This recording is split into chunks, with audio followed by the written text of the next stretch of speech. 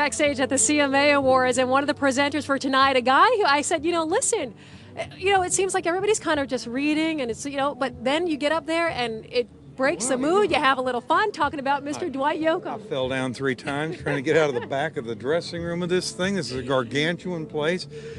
As I said, it's been a lot of years since I've been at the CMA Awards, and in fact, and indeed, it was still at the Opry the last time I performed or presented on it, and so there was a bit of the writers had, before the strike, had written something that was just a little bit of an alluding to, and I took it a little over the edge, I guess. So Walter forgave me, I think, the director and producer. It was fun. Yeah, well, it was a lot of fun, and they let me have fun with it. And then they were kind enough to allow me the great honor and of saying something about Porter, and it meant a lot to me to be able to do that. And I put this back on because, like I said out there, nobody ever. There were a lot of people that have, in country music, that have worn rhinestone suits, but nobody with the inimitable style of Porter Wagoner, and he used to have high. And for that, Porter, we thank you. So we got to give him that. So, I said it's not a job that is given lightly, and you had the honors, of course, of remembering the late Buck Owens, and now tonight with remembering the late Porter Wagoner. Yeah, I said when Porter passed, a week ago,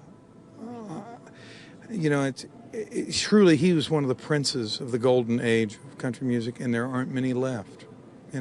Hank Thompson, God rest Hank's soul, died yesterday, or last night, and so that's again an example that Willie said last night when he was honored at the BMI Awards that he and Ray Price were laughing on the bus one day, and they said, well, we're going to write a song called We're Dying as Fast as We Can, and it's as if they're getting out of the way for the next generation.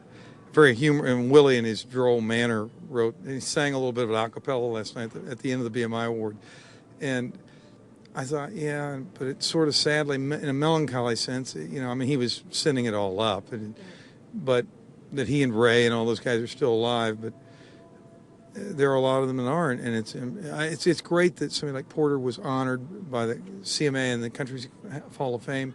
Buck, I had the great pleasure and honor of helping induct Buck on this show into the Hall of Fame. It meant the world to him, and I know it meant the world to Porter, and I thought it was also, I was thrilled. I would, whoever had won the Album of the Year award, would deserve it richly tonight. And those nominees, there wasn't one that didn't deserve the award.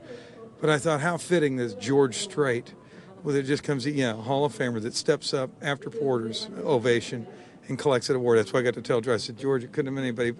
After our alluding to Porter and the moment for Porter.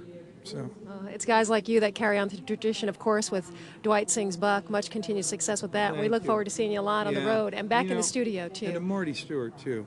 Marty Stewart is really to be commended for the album he put out on Porter that came out in January, in the early part of the year. The Wagon Master. I admonish anybody that hasn't heard it to go get it and listen to the glory that Marty gave Porter Wagoner in his last year on Earth. Truly a great album. Dwight Yoakam, always a pleasure. Good to see you. Mr. Dwight Yoakam, everybody. Have a good night.